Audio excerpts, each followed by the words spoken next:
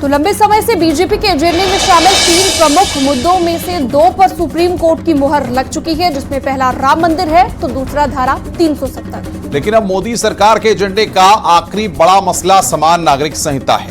इस दिशा में भी रणनीति तैयार हो रही है। साथ ही कुछ और मुद्दे हैं जिसके लिए रणनीति बनाई जा रही है। सबसे पहले बात राम मंदिर की करते हैं, जिसकी तारीख भी बताई गई और मंदिर भी वहीं पर बन रहा है। धारा 370 जिस पर अब सुप्रीम कोर्ट की मोहर लग चुकी है और फैसले की तारीफ भी हो रही है। मुद्दा ज्ञानवापी का है, जिसके लिए सीएम योगी ने कहा था मस्जिद कहेंगे तो विवाद बढ़ेगा और बात अगर यूसीसी की करें तो 2024 से पहले इसे लागू करने की तैयारी है। और 2024 से पहले पीओके का मुद्दा भी काफी चर्चा में है। अमित शाह बोल चुके हैं कि सारा का सारा पीओके हमारा है, यानी कि बीजेपी ने 2024 का फॉर्मूला सेट कर दिया है, जिससे विपक्ष की टेंशन बढ़ने लगी है। आपको रिपोर्ट दिखाते हैं।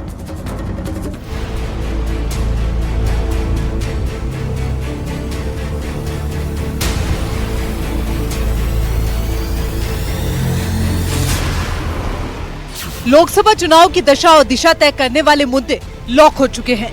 सत्ता वापसी के बाद 2019 में बीजेपी ने जो वादा किया था उसे करीब करीब पूरा किया जा चुका है, जिसमें सबसे पहले राम मंदिर है, फिर जम्मू कश्मीर में धारा 370 का हटना और अगला एजेंडा यूसीसी यानी कि यूनिफॉर्म सिविल कोड है, जिसे लागू करने की दिशा में अब सरकार आगे बढ़ रही है। लेकिन इन दिनों देश में धारा 370 की खूब चर्चा हो रही है। यहाँ तक कि सुप्रीम कोर्ट ने भी इसे जायज बताया है। सुप्रीम कोर्ट ने कहा जम्मू कश्मीर भारत का अभिन्न अंग है, जम्मू कश्मीर भी भारत का एक राज्य है। अनुच्छेद 370 पर केंद्र का फैसला लागू रहेगा।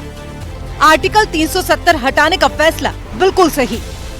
30 सितंबर 2024 तक विधानसभा चुनाव कराएं, यानी कि इसके साथ ही जम्मू कश्मीर को पूर्ण राज्य का दर्जा मिलने का भी रास्ता साफ हो गया है।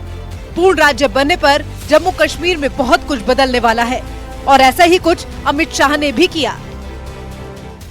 और आज का दिन जम्मू कश्मीर और भारत के इतिहास में अलग दृष्टि से भी बहुत सुवर्ण अक्षरों से अंकित होने वाला है, क्योंकि आज ही सर्वोच्च अदालत की संवैधानिक खंडपीठ ने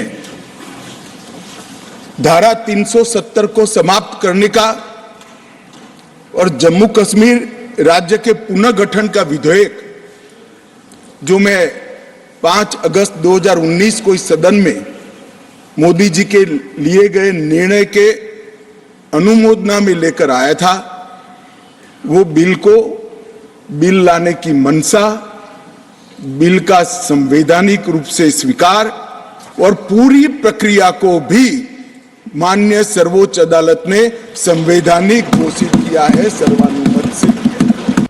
अमित शाह ने इसी के साथ पीओके का भी नारा दे दिया। तो वहीं पीएम मोदी से लेकर सीएम योगी तक ने सुप्रीम कोर्ट के फैसले का स्वागत किया। पीएम मोदी ने लिखा, अनुच्छेद 370 को निरस्त करने पर आज का सुप्रीम कोर्ट का फैसला ऐतिहासिक है। ये जम्मू कश्मीर और लद्दाख में हमारी बहनों और भाइयों के लिए आशा, प्रगति और एकता की एक शानदार घोषणा है। तो वहीं सीएम योगी ने लिखा, माननीय उच्चतम न्यायालय की तरफ से धारा 370 और 35A के संबंध में दिया गया निर्णय अभिनंदनीय है। ये एक भारत श्रेष्ठ भारत की भावना को मजबूती प्रदान करने वाला है। जय हिंद। यानी कि जो फैसला मोदी सरकार ने जनहित में लिया था, अब उस पर सुप्रीम मोहर लग चुकी है। तो वहीं अब बारी एक देश एक विधान की है, जिसके लिए बीजेपी सरकार की रणनीति तय हो चुकी है और इसके लिए अब पसमानदा समाज को साथ लाकर एक देश एक कानून पर सहमति बनाई जा रही है, क्योंकि यूनिफॉर्म सिविल कोड पर विपक्ष की अलग अलग राय है। इस एक देश में एक निशान, एक प्रधान और एक संविधान, ये पॉलिटिकल स्टेटमेंट है। मुझे लगता है दादा उम्र हो चुकी है। एक देश में 2 प्रधानमंत्री कैसे हो सकते हैं? एक देश में 2 संविधान कैसे हो सकते हैं? एक देश के 2 झंडे कैसे हो सकते हैं? वो गलत है। जिन्होंने भी ये करा था उन्होंने गलत किया था। नरेंद्र मोदी जी ने इसको सुधारने का काम किया। आपकी सहमति ना सहमति से क्या होता है? पूरा देश चाहता था। और ये चुनावी नारा नहीं है, हम 1950 से कह रहे थे, एक देश में एक निशान, एक विधान और एक प्रधान होना चाहिए, दो नहीं चलेंगे, और हमने कर भी दिया। यानी कि जो मुद्दे अब सुर्खियों में हैं, उसमें सबसे ऊपर पीओके और फिर यूसीसी और अगला नंबर सीएए का भी लगने वाला है, जिसकी पटकथा लिख दी गई है, जिसका एजेंडा तय हो गया है, क्योंकि 24 के चुनाव में इन मुद्दों को भुनाने की तैयारी हो चुकी है। Bureau report, news 18।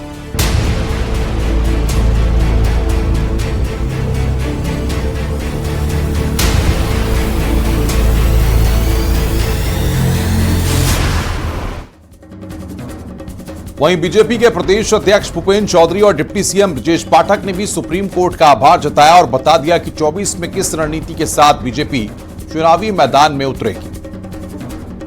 धारा 370 अब इतिहास बन चुका है। देश की अखंडता, संप्रभुता को अक्षुण्ण बनाए रखने के लिए आदरणीय प्रधानमंत्री जी की जो हमारी दृढ़ इच्छा शक्ति है, उस दृढ़ इच्छा शक्ति को देश की सर्वोच्च अदालत ने भी स्वीकार किया है। भारतीय जनता पार्टी ने अपने जितने भी मुख्य विषय थे उनको पूरा कर लिया है।